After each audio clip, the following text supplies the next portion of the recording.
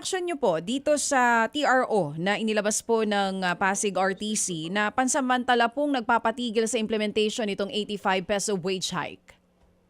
Ay talaga pong nakakagalit ang ganyang diskarte ng ating korte. Unang-una, malinaw na malinaw sa batas. Wala ho dapat TRO na ini-impose kahit na anong wage increases. Klaro po yan sa batas. And yet, apparently malinaw, nag-conspire ang isang kumpanya o dalawang kumpanya at itong korteng ito para bawiin ang naipanalo na ng mga manggagawa. Nakakarampot na nga, hindi na nga yan sapat para sa hinihingi namin. Tapos ngayon, hindi pa nahahawakan ng mga manggagawa, binabawi na. Kaya talaga nakakagalit ito.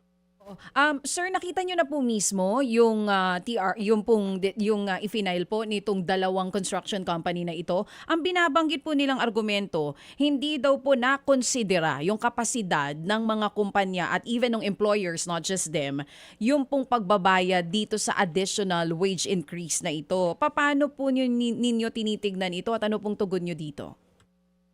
Una sa lahat, ang nakita ko ay yung final decision na ng korte. Hindi ko pa nakikita yung final na petition. Pero doon binanggit din yung argument na yan. At yan ay malaking kalokohan kasi ang mga employers ay represented sa Regional Wages and Productivity Board ng NCR. May rep sila doon. Katulad namin, may rep din kami doon.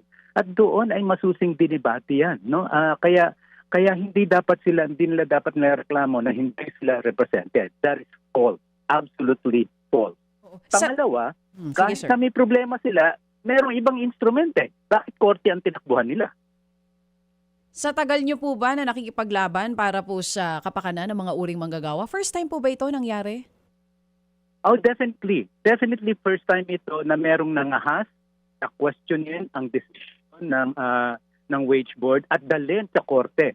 This is the first time that we have seen that the courts are being weaponized in order to prevent workers from gaining what they should be having.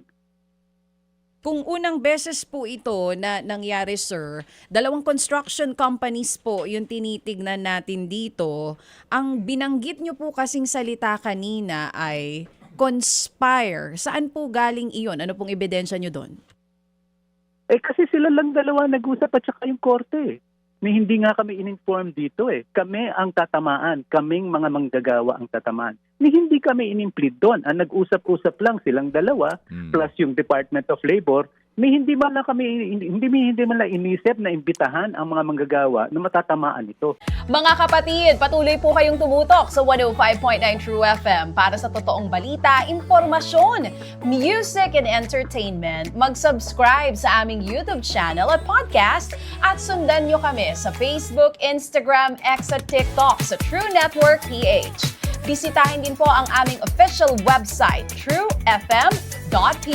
At panoorin din kami sa True TV Signal, Channel 19. Kami po ang 105.9 True FM. Laging true sa'yo, kapatid.